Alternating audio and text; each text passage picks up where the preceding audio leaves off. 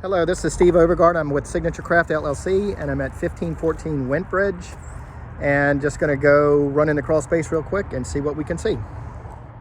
Okay, I'm under the house now. I'm in the crawl door at the back of the house, and I'm going to go around clockwise, so I'm going to turn left as I go in the door.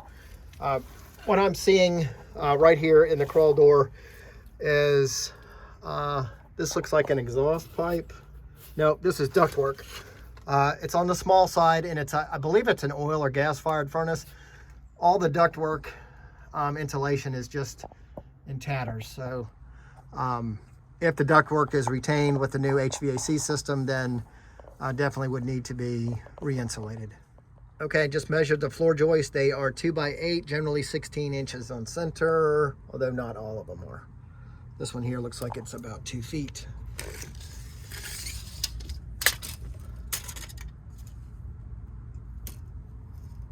That one's closer to 2 feet on center. There's a lot of debris in the crawl space, should be cleaned out, especially right here by the door. It's a mixture, looks like car parts, looks like some aluminum stuff. You got a milk crate over there holding up the ductwork, some old wood. This is a PVC pipe that is not well supported and goes, looks like it terminates in the ground, but it doesn't really. It's just kind of floating here, so I don't, maybe it went there. Maybe that's an old drain line for something. It's not connected right. The dirt is covered with what appears to be tar paper right there. It's kind of brittle. All right, I don't guess it hurts anything. That's an cast iron main drain stack for the plumbing. And there's some copper pipes there. One that doesn't go anywhere, and one of them that has a wire that's inside of it. Could be a thermostat wire, maybe. Not really sure. All right, and what we see right here, that's a termite tube. The termites will go into the ground, and then they'll come back up, and they will build a tube so they're not exposed to any light. And the tube, if you follow it, will go up and go into some wood member at some point. I just prodded on this joist right here, and you would expect by the way it looks it would be weak, but it is not. It's very solid right there. I don't see any structural failure at this point in this area. I'm poking with my screwdriver. Okay, just working my way down. I'm at the first foundation vent, which is closed. The house would definitely benefit from automatically opening foundation vents, which, you know, open when it's warm enough, and the house would naturally ventilate. And then when it gets cold out, then the vents will automatically close. And so that would be something that I would recommend. And then right here, that's just another termite tube. Termites going into the ground, they come up, they build that little tube, and they go into the wood. Okay, and I am at the joist to the right of the first foundation vent, and right in here, when I poke that is soft, and that's also right where that termite tube is. So I would recommend that we replace this joist right here. And something interesting, do you remember what that is? I do. Okay, I'm about 3 feet from the corner, and that is a big termite tube right there. So I'm gonna just check these joists right here. Okay, so hopefully you can see this. That the bottom of that joist is just crumbling. So I think that's 3 joists, and they go a long way to that center beam. And there's a joist pocket that's built into the cinder block wall. So what we would have to do on those is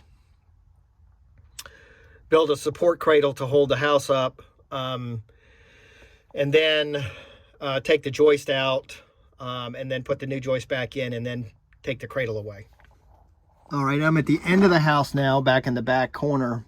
And this looks like fecal matter. Something's been living under here. More termite tubes there. And then this pipe here doesn't doesn't really go to anything. It's all galvanized, but it should be taken out of here. I'm working my way to the center beam. You can see the termite damage there on the outside of the center beam. I'm going to poke it and see what it's like. Hopefully get an idea of what it's like inside the center beam. But it is just, for locational purposes, it's about 1.5 foot to the left of that foundation vent thing right there. Okay, so the center beam, I'm at the center beam here. I think I remember this being 25 or 26 feet. So I'll give you an idea. But this is a termite tube here. That's what the termites go in so that they don't have to see the light, or the light doesn't see them. So the termites are in this beam. I'm poking at it.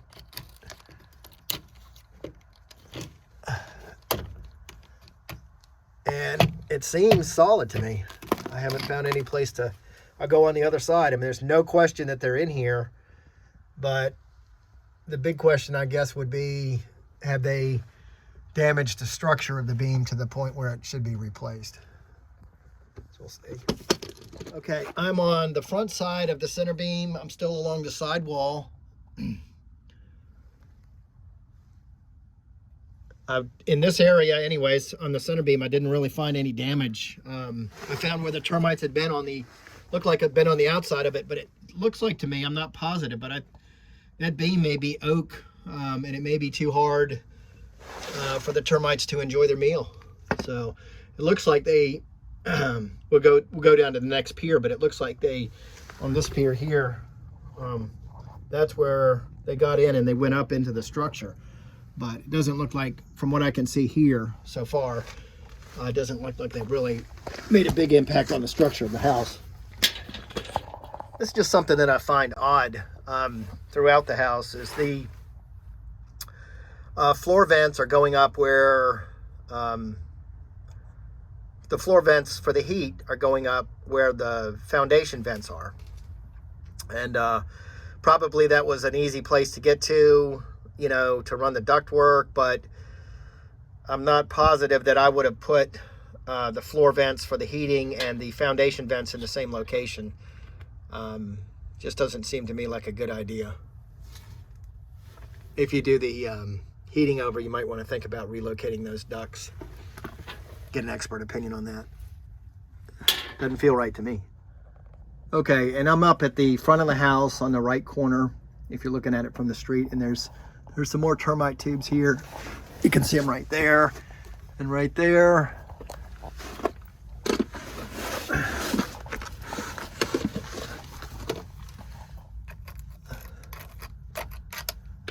They're climbing on the outside of the brick is what they're doing, and the block. But the wood in this area at least seems okay. And there's a big one right there.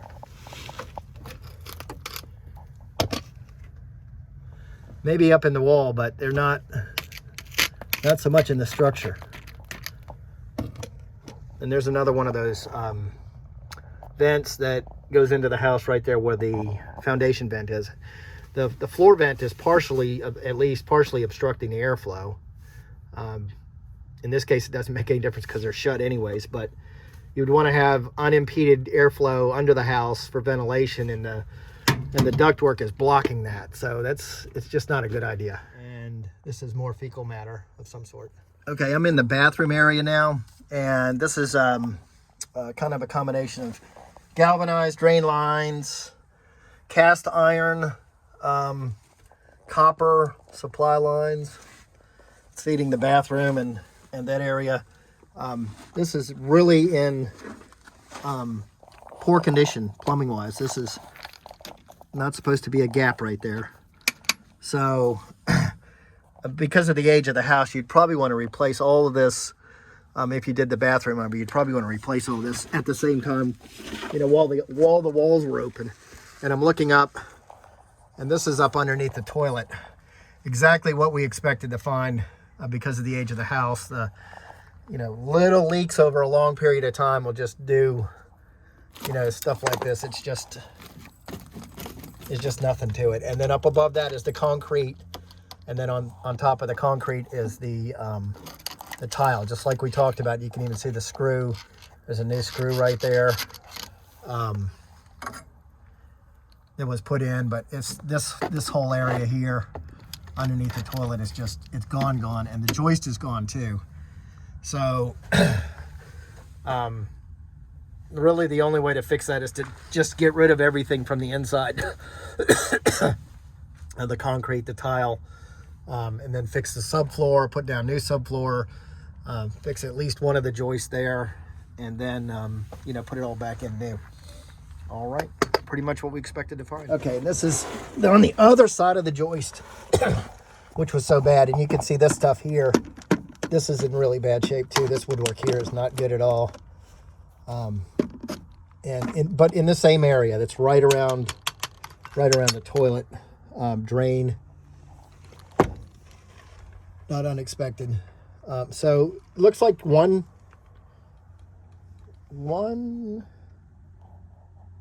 probably one joist would do it, maybe two. But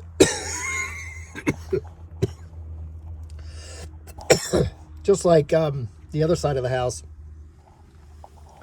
these joists are recessed back into the foundation wall. So if the end is affected, which they are, then we have to build a temporary support structure for the house, pull the joist out, and then put in a new joist, and then take the temporary support structure down. In here, if you're looking at the house, this is just to the left of that toilet area, and probably near the tub, because you can just see this area here.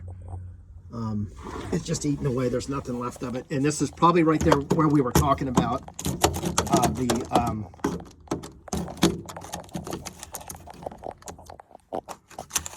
where the tile had cracked, because the subfloor is gone, completely gone. Completely gone.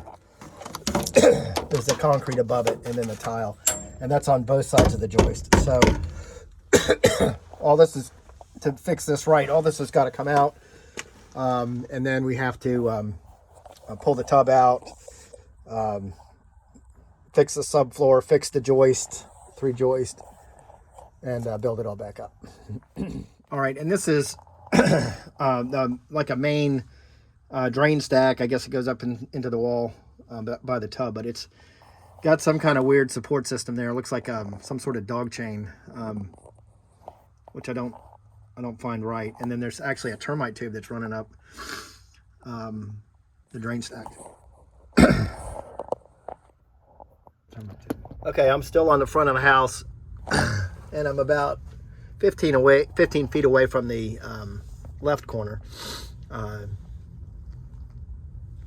and I guess that's the porch there, because the block work is a different pattern.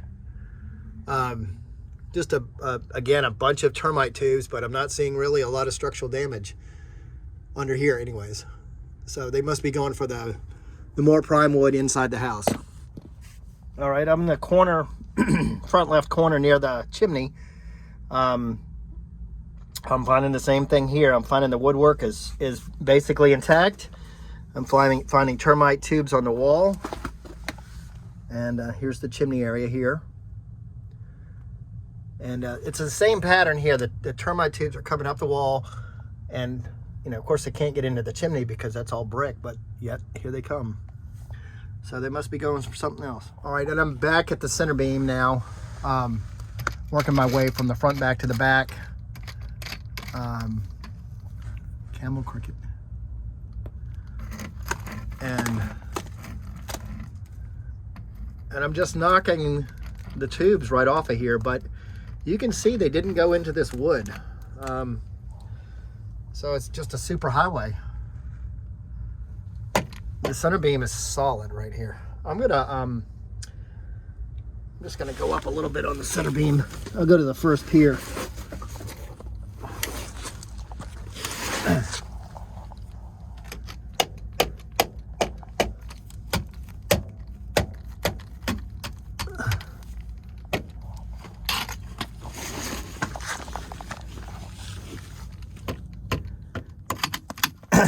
I chewed on it. I chewed on it.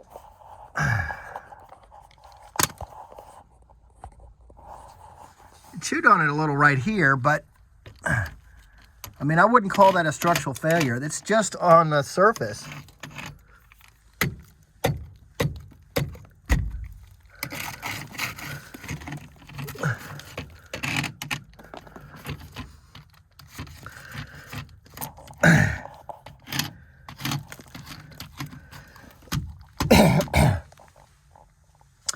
If you wanted to be completely on the safe side,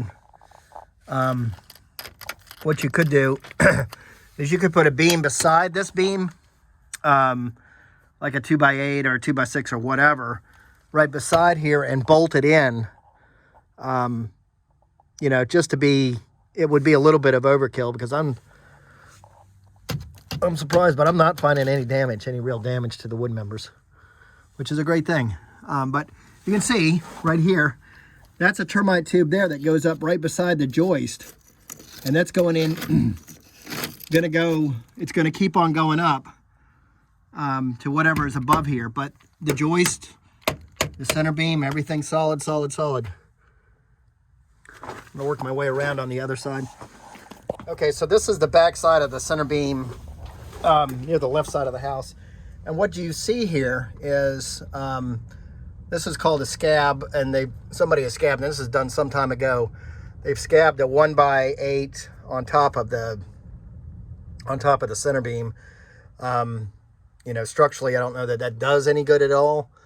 But again, for overkill purposes, if you wanted to do it, wouldn't be really expensive, is to put another 1x8 on top of the center beam and go from the foundation wall to the pier, and then go from the pier to the next pier and to the next pier like that. You could do it on both sides of the center beam. And from what I am finding a little bit of damage right here. So that would probably be a great thing to do, at least in this area. This is the only place that I found in the whole thing that I could even, yeah, it's not good right there. So I would do this area here, do it right. All right, I'm going into the addition portion of the house on the back. I'm finding pretty much, at least just poking my head in right here, I'm finding pretty much the same things. No insulation. The insulation on the ductwork is terrible. The vents go into the house right there at the foundation vents, which is a horrible idea. And I'm finding termite tubes on the walls. Looks like one joist has been replaced, at least over there. So far, I haven't seen any damage here. I am seeing one floor joist which has been repaired here.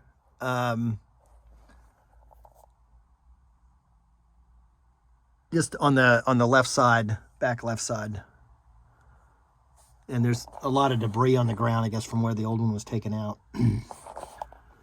And a lot of water at some point in time has come through this wall. It's staining.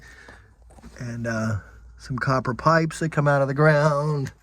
There's some new electrical wiring that's run through here. It's not kind of spaghetti-ish. And it looks like a gas pipe in here too. All right. I'm seeing discoloration on the joist ends, but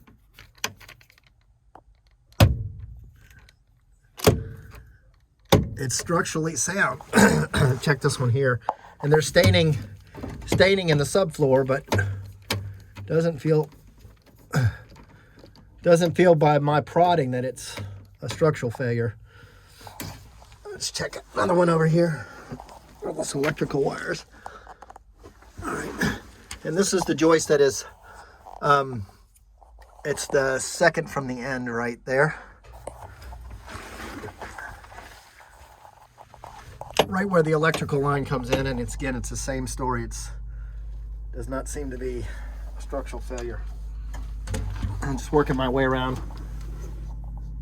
I can't go any further because of the big ductwork there. All right, I'm gonna work my way back. All right, this is the second pier from the, no, sorry, first pier from the right. And this is massive amounts of termite activity on this one. And it's the same thing. I'm finding they're mainly just kind of on the surface, maybe nibbling a little bit, but not boring in.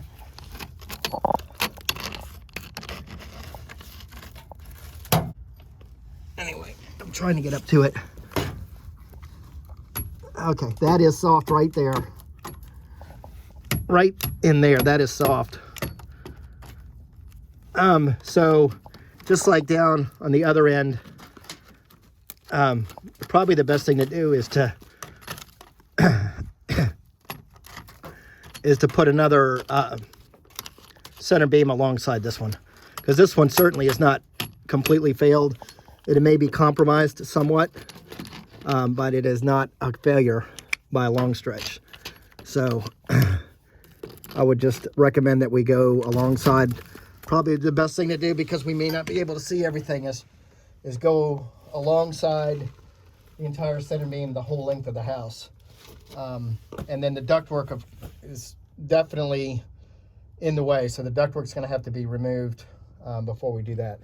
And you can see right here, this is on the second one, the second pier, where somebody has done the little scab trick too. So that would take care of all of that. Okay, just for educational purposes, the procedure on this would be to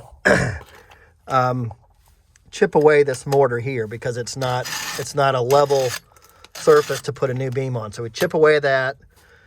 We get down to the solid block. We have to put a hydraulic jack underneath the center beam. What we have to do is we have to push up a little bit, about, 1/16 of an inch or something, just kind of ease the pressure. And then once the pressure is off, then we can put the new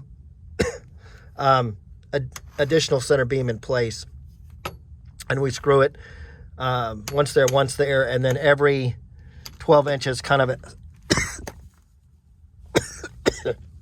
in a zigzag pattern, using a product called Timber Locks. And then that's the way that's done. Finding more of the same thing down here. That's the second, between the second and the third pier.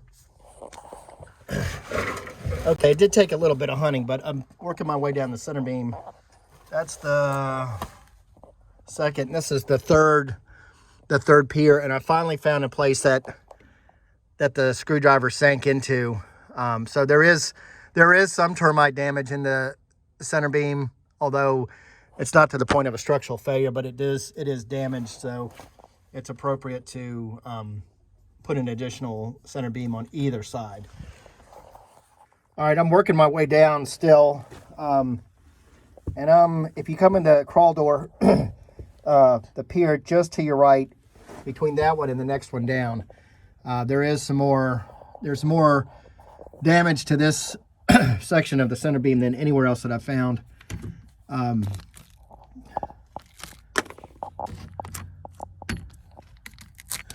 Although it's not horrible. It's just kind of a surface thing. But again, it's damage, no doubt. Damage, but not a structural failure at this point. All right, and now this is the section over where the ductwork crosses under. And it's more of the same story here. No difference. So I feel comfortable with that.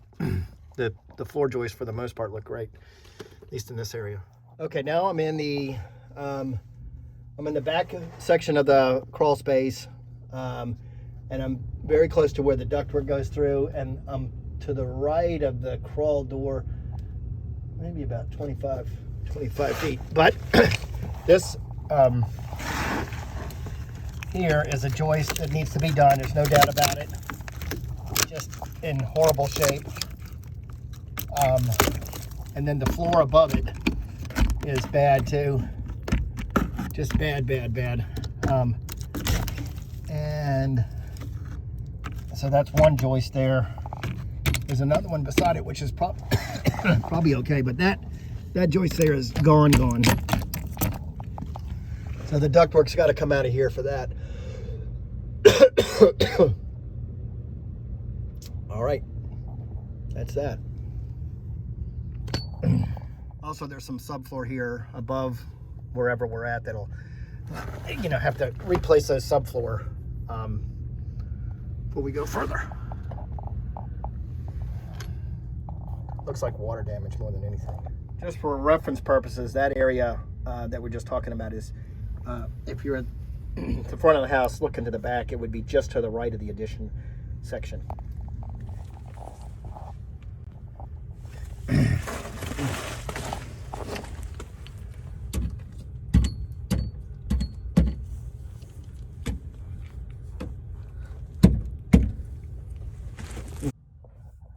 Okay, so I'm almost back to the crawl door, and I noticed this joist here.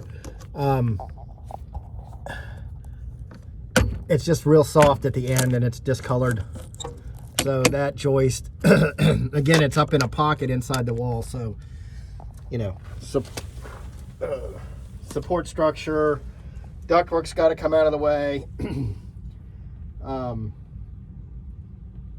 Support structure, and then take this one out completely and put in a new one completely.